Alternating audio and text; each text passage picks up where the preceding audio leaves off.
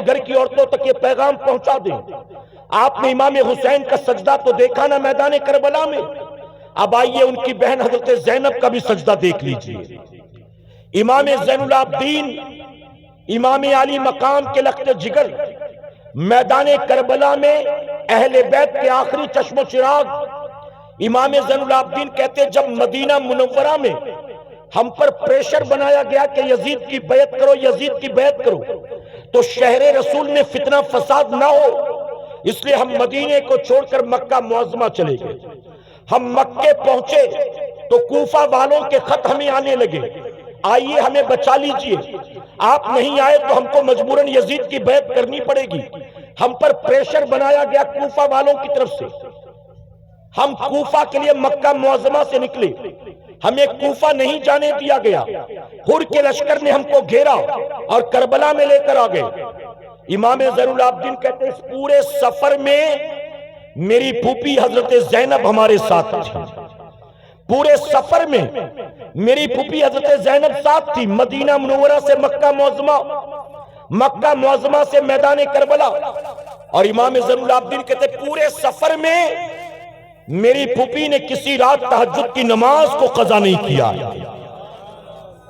میں معذرت کے ساتھ کہوں گا، ہم نکلتے ہیں تقریر کرنے کے لیے، ہم نکلتے ہیں کہیں جلسے میں جانے کے لیے، تو ہم نے دیکھا تقریروں اور جلسوں کے چکر میں کئی لوگ ایسے ہیں جو خود اپنی نمازیں قضا کر بیٹھتے ہیں، نمازوں کی کوئی پرواہ نہیں کرتے الا ماشاءاللہ۔ جب نکلتے ہیں رات جلسہ اٹینڈ کرنے کے لیے تو نماز کی پرواہ نہیں، اور رات کے 3-4 بجے تک جب جلسے میں رہتے ہیں تو نماز فجر کی پرواہ نہیں۔ آپ سوچیں ہم تقریر کرنے جا رہے ہیں تو نماز کی پرواہ نہیں کرتے، اور وہ میدان کربلا کی طرف نکلی ہیں اور نماز تہجد قضا نہیں کر رہی ہیں۔ امام زین العابدین کہتے ہیں ہم کربلا کے میدان میں آگئے، کربلا میں کوئی 4 دیواری نہیں تھی، نیچے کوئی قالین و بستر نہیں تھا، تپتا صحرا تھا، آسمان سے سورج آگ اگل رہا تھا، ہم اپنے خیموں میں تھے۔ 1 تاریخ، 2 تاریخ، 3 تاریخ، امام زین العابدین فرماتے وقت گزرتا رہا اور میری پھوپھی ہر رات اٹھ کر تہجد کی نماز ادا کرتی رہی۔ اور محبت سے کہیں امام زین العابدین فرماتے 7 تاریخ کو پانی بند، 8 تاریخ کو ہمارے خیمے میں پانی ختم، 9 تاریخ کو چھوٹے چھوٹے بچے بھی بھوکے پیاسے، یزیدیوں نے پانی تو بند کر دیا، میری پھوپھی نے تہجد بند نہیں کیا، تہجد ادا کرتی رہی۔ 10 محرم کو صبح سے جنگ کا آغاز ہوا، دوپہر ہوتے ہوتے ہمارے جتنے تھے سب کو ظالموں نے شہید کر دیا، پھر ہمارے خیمے کو لوٹا گیا۔ امام زین العابدین فرماتے 10 محرم کا دن گزرا، مغرب کے بعد 11 تاریخ لگی، یہ 11 محرم کی رات ہم اہل بیت کے لیے جو کربلا میں تھے قیامت سے کم رات نہیں تھی۔ امام زین العابدین فرماتے یہ وہ رات تھی جب ہمارے خیمے کے چاروں طرف ہمارے اپنوں کی لاشیں بکھری پڑی تھی، کسی کا سر تن سے جدا تھا، کسی کے جسم کے ایک ایک اعضاء کو کاٹ دیا گیا تھا، کسی کا چہرہ پہچاننے میں نہیں آتا تھا، کسی کو شہادت کے بعد گھوڑے کی ٹاپوں سے روندا گیا تھا۔ امام زین العابدین کہتے ہمارے خیمے کے آس پاس ہمارے اپنے 72 لوگوں کی لاشیں بکھری پڑی تھی۔ رات کے اندھیرے میں فرماتے میں دیکھ کر حیران رہ گیا، ہمارے خیمے کا پردہ ہٹتا ہے، میری پھوپھی حضرت زینب باہر نکلتی ہے اور نکلنے کے بعد چاروں طرف بکھری لاشوں کا جائزہ لیتی ہیں۔ امام زین العابدین فرماتے ہیں ان میں کوئی میری پھوپھی کا بھائی بھی تھا، کوئی بھتیجا تھا، کوئی بھانجا تھا، ان کے 2 چھوٹے چھوٹے بیٹے اور محمد کی لاشیں بھی پڑی تھی۔ امام زین العابدین کہتے میرے یہ دیکھ کر میری آنکھیں پھٹی رہ گئی، ان لاشوں کو دیکھنے کے بعد میری پھوپھی نیچے بیٹھ گئی، تپتے ہوئے کربلا کے صحرا کی ریت کو اٹھایا، تیمم کیا، اور تیمم کر کے میری پھوپھی نے لاشوں کے سامنے کھڑے ہو کر نماز تہجد کو ادا کیا۔ جن کے گھر کی بیٹیاں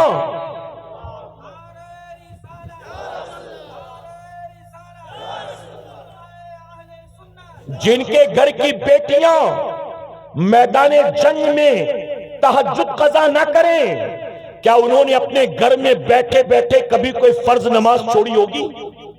بتائیے. اور آج ہمارے گھروں کی پوزیشن کیا ہے؟ میں بہت معذرت کے ساتھ کہوں گا علماء کی موجودگی میں تلخ بات. محرم کے نام پر ہم نے نہ جانے کتنے ڈھکوسلے بنا رکھے.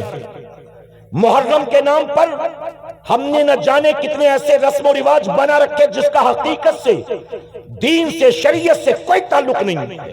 اور ہمارے گھر کی عورتیں اسی کو اصل دین سمجھ کر کر رہی ہیں. طاق بھرنے جا رہی ہیں، منت مانگنے جا رہی ہیں، تعزیہ دیکھنے جا رہی ہیں. دل پر ہاتھ رکھ کر جواب دو سنیوں، کیا میرے امام کی قربانی اس لیے تھی تاکہ قیامت تک میرے نام پر تعزیہ اٹھایا جائے، میرے نام پر میلہ لگایا جائے، میرے نام پر ڈول نگاڑے بجائے جائیں، میرے نام پر گبارے اور حلوہ پراٹھا خریدا بیچا جائے، میرے نام پر مرد عورت کی خلط ملط ہو، میرے نام پر بے پردگی بے حیائی کا بازار گرم ہو؟ کیا میرے امام نے قربانی اس لیے دی تھی تاکہ قیامت تک میرے نام پر چندے وصولے جائیں، میرے نام پر نعرے لگائے جائیں، میرے نام کی منقبت لکھی جائے، میری شان میں قصیدے پڑھے جائیں؟ اے سرکار مدینہ کے پیروانوں، یزید کربلا میں آیا تھا تو ذات کے لیے آیا تھا، اور امام کربلا میں آئے تھے اللہ رسول کی فرما برداری کے لیے آئے تھے. یزید طبیعت کے لیے آیا تھا، امام شریعت کے لیے آئے تھے. یزید دنیا کے لیے آیا تھا، امام دین کے لیے آئے تھے. یزید تخت و تاج کے لیے آیا تھا، اور امام علی مقام اپنے نانا کے دین کی بقا کے لیے آئے تھے. میدان کربلا سے تمہیں امام علی مقام کا سجدہ نہ ملا، میدان کربلا سے حضرت زینب کی تہجد تمہیں نہ ملی. یہ پتہ نہیں طاق بھرائی کہاں سے مل گئی، یہ پتہ نہیں ڈھول نگاڑے کہاں سے مل گئے، یہ پتہ نہیں تمہیں تعزیہ کہاں سے مل گیا. اے سرکار مدینہ علیہ الصلوۃ والتسلیم کے پیروانوں، امام علی مقام سے محبت ہے تو آج طے کر کے اٹھنا. ہم رسم و رواج والے حسینی نہیں ہیں، ہم واقعی صحیح معنوں میں اپنے امام سے محبت کرتے ہیں. امام اپنی جان کی پرواہ کیے بغیر اللہ کا سجدہ ادا کرتے ہیں، اور ہم گھر کے دسترخوان پر بیٹھ کر نماز نہیں پڑھتے، ہم کارخانے میں بیٹھ کر نماز نہیں پڑھتے، ہم سفر میں ہوتے ہیں تو نماز نہیں پڑھتے، ہم شادی بیاہ میں ہوتے ہیں تو نماز نہیں پڑھتے، ہم چھوٹے چھوٹے عذر کی بنیاد نماز نہیں پڑھتے. آپ جانتے ہو میرے امام اعلیٰ حضرت عظیم البرکت فرماتے ہیں، اگر کوئی ایسا مسلمان ہو جس کے دونوں ہاتھ دونوں پیر کٹ گئے ہوں، ایسا معذور کے کچھ چل کر مسجد تک جا نہیں سکتا، لوٹا اٹھا نہیں سکتا، نل چلا نہیں سکتا، حوض میں ہاتھ ڈال کے وضو کر نہیں سکتا، ایسا معذور جس کے دونوں ہاتھ دونوں پیر کٹ گئے ہوں، ایسے اپاہج مسلمان پر بھی نماز معاف نہیں. امام فرماتے ایک عورت کو لیبر پین ہو رہا ہے، درد ذی ہو رہا ہے، ڈیلیوری کے لیے اس کو لیبر روم میں لے جایا جا رہا ہے. فرماتے اس کو اس درد کی حالت میں جب بچے کی ولادت کا وقت قریب ہے، درد سے کرا رہی ہے، اور ڈیلیوری کے لیے اس کو لے جا رہے ہاسپٹل کے وارڈ میں، میرے امام فرماتے ایسی حالت میں بھی اگر نماز کا وقت ہو گیا تو وہ نماز بھی اس پر فرض. ہٹے کٹے ہو کر کھانے پینے کے لیے ٹائم ہے، 5 گھنٹے بیٹھ کر آئی پی ایل کا میچ دیکھنے کے لیے ٹائم ہے، ورلڈ کپ کے چکر میں نماز قضا کرو گے، ٹی وی سیریل ڈراموں کے چکر میں نماز قضا کرو گے، زندگی گزرے گی یزید پلید کی طرح، اور زبان سے کہو گے حسینی ہے، حسینی ہے. یہ کھچڑے والے حسینی، یہ ڈرم والے حسینی، یہ دیگ والے حسینی، یہ محض زبانی جمع خرچ والے حسینی، یہ محض نعروں والے حسینی. میرے پیارے آقا کے پیروانوں، محض رسم و رواج والے حسینی مت بنو. اگر یزید سے نفرت ہے تو یزیدیت سے نفرت کرو، اور حسین سے محبت ہے تو حسینیت سے محبت کرو. یزید کے پیچھے چلنا یہ طبیعت والوں کا کام ہے، اور حسین کے نقش قدم پر چلنا یہ شریعت والوں کا کام ہے. علماء سے پوچھو، فجر میں اپنے گھر کے بستر پر پیر پسارے پڑے رہنا یہ حسین کا کام ہے کہ یزید کا کام ہے؟ تاریخ طبری اٹھا کر دیکھو، البدایہ والنہایہ اٹھا کر، تاریخ کی کتابیں بریلویوں کی نہیں ہیں، ہسٹورینز کی ہیں، اتہاس کاروں کی، تاریخ نگاروں کی کتابیں. یہ لکھتے ہیں یزید کے محل میں رات بھر شراب و شباب و کباب کا دور چلتا، ناچ گانے ہوتے تھے. جب فجر کی اذان ہوتی تو یزید اپنے محل کے بستر پر شراب کے نشے میں دھت پڑا ہوتا. جب فجر کی اذان ہوتی تو یزید محل کے بستر پر شراب کے نشے میں دھت پڑا ہوتا. اور جب فجر کی اذان ہوتی تو امام حسین اپنے گھر سے نکلتے مسجد نبوی شریف میں جاتے تھے اور مسلمانوں کو جمع کر کے ان کی امامت فرماتے تھے. رات یزید کے محل سے ڈھول گھنگرو کی آواز آتی تھی اور امام حسین مدینہ منورہ میں، مکہ معظمہ میں، کربلا معلیٰ میں، امام چاہے جہاں بھی ہے، یزید کے محل سے ڈھول گھنگرو کی آواز آتی اور امام حسین کے کمرے سے ہر رات قرآن کی تلاوت کی آواز آتی تھی. امام حسین کو قرآن کی تلاوت سے اتنی محبت، اتنی محبت، اتنی محبت کہ امام مدینہ میں بھی قرآن کی تلاوت کرتے، مکہ معظمہ میں بھی قرآن کی تلاوت کرتے، کربلا معلیٰ میں بھی قرآن کی تلاوت کرتے، 3 دن بھوکے پیاسے رہ کر بھی قرآن کی تلاوت کرتے، شب عاشور میں بھی اپنی بیٹی ننھی سکینہ کو بٹھا کر قرآن کی تلاوت کرتے. اور 10 محرم کو ظالموں نے آپ کو شہید کر کے آپ کے سر مبارک کو کاٹ کر نیزے پہ چڑھا دیا. امام نیزے پہ چڑھ کر بھی قرآن کی تلاوت کرتے. ہمارے گھروں سے رات کے اندھیرے میں قرآن کی تلاوت کی آواز آتی ہے کہ ڈھول گھنگرو کی. بتاؤ رات کو کسی کے گھر سے اگر ڈھول گھنگرو کی آواز آئے، ٹی وی سیریل دیکھ رہا ہے، ویب سیریز دیکھ رہا ہے، ناچ گانے دیکھ رہا ہے، وہ حسینی ہے؟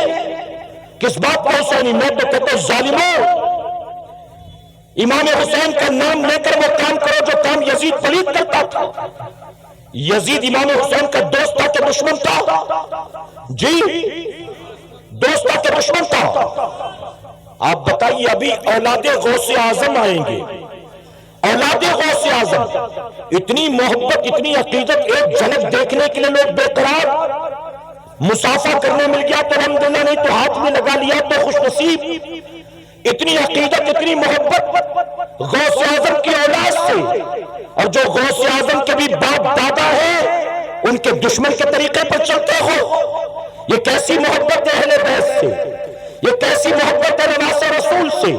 یہ کیسی محبت ہے مولا کائنات اور ان کی اہل بیت سے؟ کیسی محبت ہے؟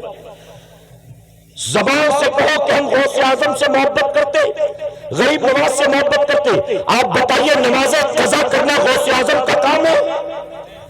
چاہے وہ امام اعظم ابو حنیفہ ہو، چاہے وہ صدر سرکار غوث اعظم ہو، چاہے وہ میرے خواجہ غریب نواز ہو. ان بزرگوں کی زندگی میں ایک بات سملر ملتی ہے، سمان ملتی ہے. اور جانتے وہ بات کیا ہے؟ ان تینوں کی تاریخ اٹھا کر دیکھو تو پتہ چلتا ہے یہ تینوں وہ اللہ والے ہیں جنہوں نے 40 سال تک عشاء کے وضو سے فجر کی نماز کو ادا کیا. ہم کس بات کے حسینی ہیں؟ کس بات کے؟ محض رسم و رواج والے؟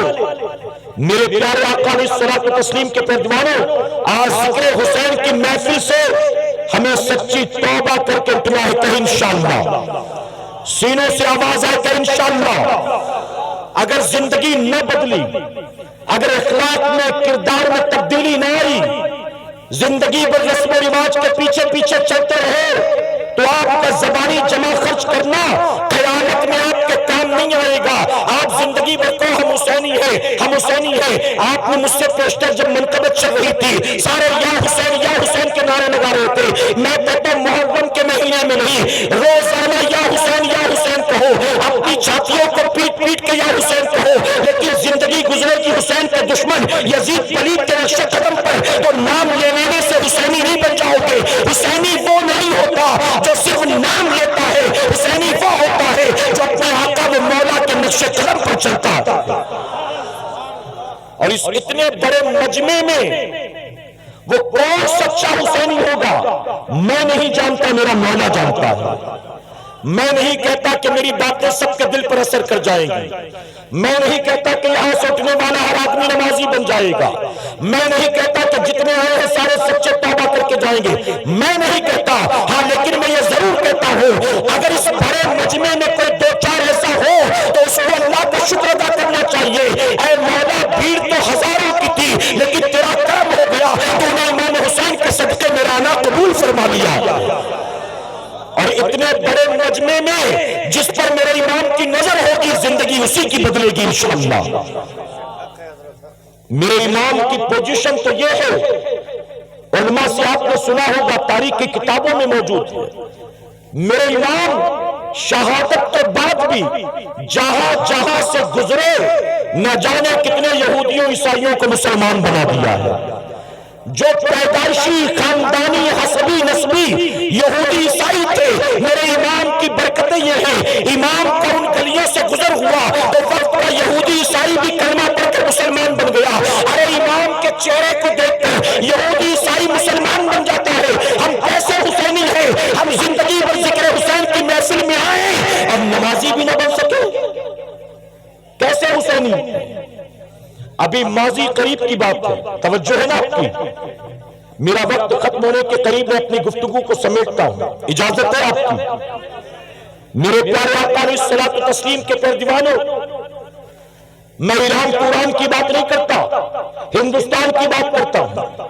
ماضی قریب کی بات ہے، ہماری جماعت کے بزرگ بڑھاپے کی وجہ سے، عمر زیادہ ہو گئی اس وجہ سے ان کی آنکھ کا آپریشن کرنا پڑا۔ آپ یہاں دیکھیں نا میرے بھائی، اچھا آپ دیکھ لیں پھر مجھے بتائیں جب فری ہو جائیں تو آپ،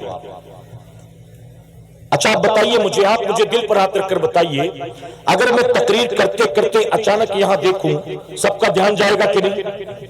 میں اکیلا وہاں دیکھوں تو سب کا دھیان وہاں جائے گا، اور سامنے بیٹھے 20 آدمی یہاں وہاں دیکھیں گے تو میں انسان نہیں ہوں، میرا دھیان نہیں بھٹکے گا؟ اور سیدنا عثمان غنی رضی اللہ عنہ فرماتے ہیں کہ تقریر کرنا تلوار کی تیز دھار پر چلنے کے برابر ہے۔ جب آپ امیر المومنین بنے نا اور جمعہ کا خطبہ دینے کے لیے منبر پر کھڑے ہوئے تو سیدنا عثمان غنی فرماتے ہیں جب پہلی بار جمعہ کا خطبہ دینے کے لیے میں منبر پر چڑھا تو مجھے وہ وقت یاد آیا جب پہلی بار میں گھوڑے پر چڑھا تھا، گھڑ سواری نہیں آتی تھی، اب گیا کہ تب گیا، کہتے منبر پر کھڑا ہوا خطبے کے لیے تو یہی ڈر تھا دل میں کہ اب گیا کہ تب گیا۔ تو اتنا آسان نہیں ہوتا میرے بھائی، آپ آ کر سنتے ہو، سن کر چلے جاتے ہو، آپ کو پتہ نہیں چلتا، اتنا آسان نہیں ہوتا۔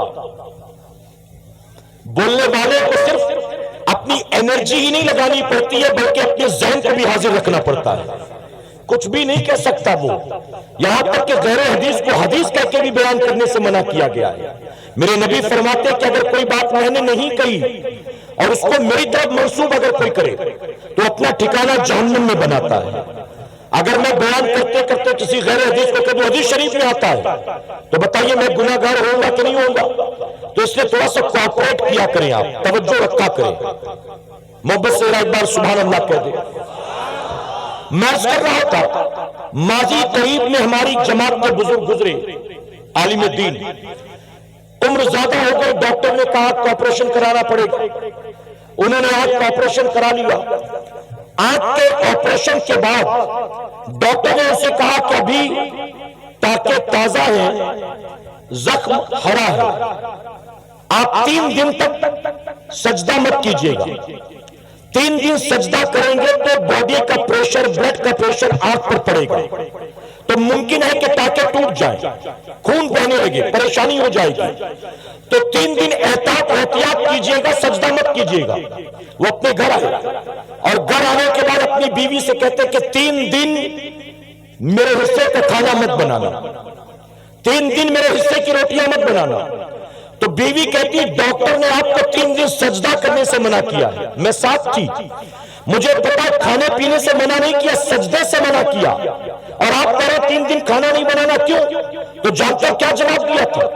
انہوں نے جواب دیا کہ جس رب کے 3 دن سجدے نہیں کروں گا، کس منہ سے 3 دن اس کی نعمتیں کھاؤں گا؟ جس رب کے 3 دن سجدے نہیں کرنا، کس منہ سے اس رب کی نعمتیں کھاؤں گا؟ اس لیے 3 دن سجدہ بھی نہیں، 3 دن کھانا بھی نہیں۔ ہماری سوچ وہاں جاتی ہے۔ اگر میں آپ سے پوچھوں کہ آج صبح آپ نے کیا کھایا تھا، آج دوپہر میں آپ نے کیا کھایا تھا، آج شام کو آپ نے کیا کھایا تھا، ہفتے بھر میں کتنی روٹیاں کھا جاتے حساب ہے، ہفتے بھر میں کتنی چائے پی لیتے حساب ہے، ہفتے بھر میں کتنا کلو چاول کھا جاتے حساب ہے، ہفتے بھر میں کتنی بوٹیاں کھا جاتے حساب ہے۔ ارے رب کی نعمتیں تو ہفتے بھر بے حساب کھاتے پیتے ہو، اور اس رب کو جو نعمت کھلانے والا ہے اس کا شکر ادا کرنا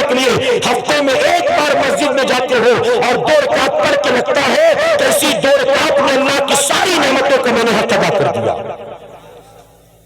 توبہ کرو کہ انشاءاللہ میرے پیارے آقا کے پیدوان